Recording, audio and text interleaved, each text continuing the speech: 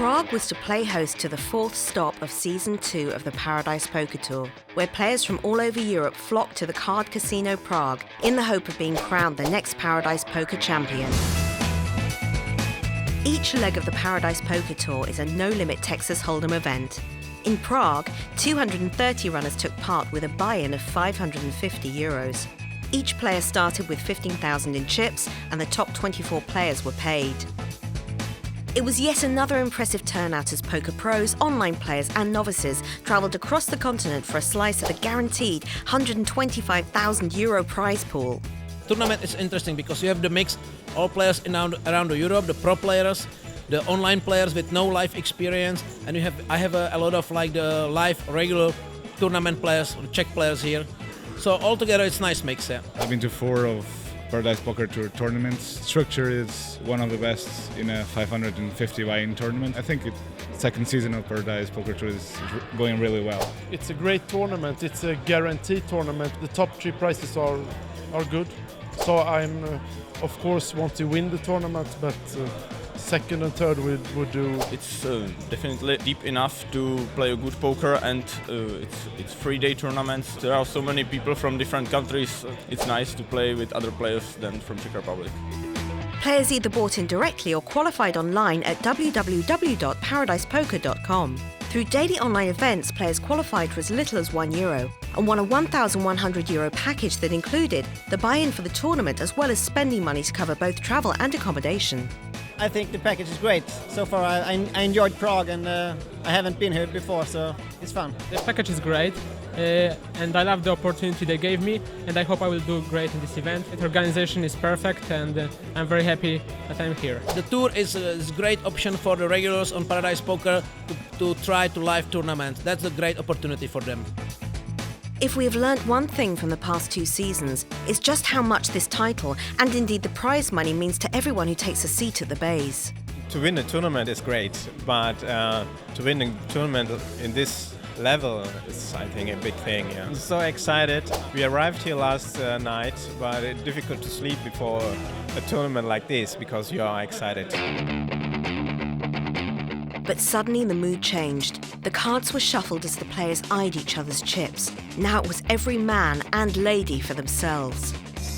Every table had a story to tell, every river a victim. Dwindling stacks, desperate bluffs, hero calls, and aggressive betting were all to play their part, but ultimately you play the cards you are dealt. By the end of day 1, we had lost 160 players, and by the end of day 2, we were down to the final 9, the final table. But one man stood heads and tails above the rest. After dominating day 2, Tibor Boros was to start the final table with nearly a third of the total chips in play. The prize was his to lose. After a nervous start, the blinds were to take their toll and the players fell by the wayside. Those that profited included chip leader Boros, who found himself with 2/3 of the chips in play. He seemed destined to claim his first title and make it back-to-back wins for Hungary. But not everyone read the script, and after a short dinner break, it was all to go very wrong for the young Hungarian. After losing big pots to each of the remaining finalists, Boros decided to defend his big blind after a button raise from Lubos Galuska. Ace 9-9 on the flop was followed by a king on the turn. Boros's check raise was answered by an immediate all-in, and the Hungarian was left with a big decision. Eventually the clock was called, and with 5 seconds left to act, he announced call.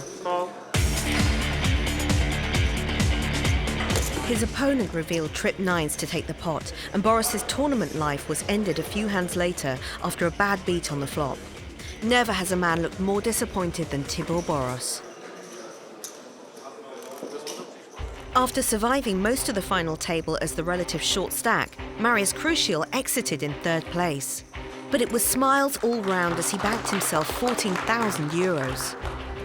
And so 2 Czech players remained to battle it out for first prize, but with only 800,000 chips to his name, compared to his opponent's 2.5 million, Prussia had a lot of work to do.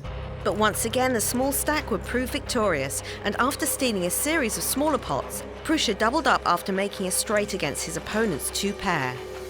The final blow came after Galushka pushed all in on a bluff. It was another big decision, but this time it was the right one. It was a call of a champion and a new hero was crowned. The feeling is definitely very pleasant. I'm playing poker for some years. Better than the money is the feeling of winning ParadisePokerTour in Prague.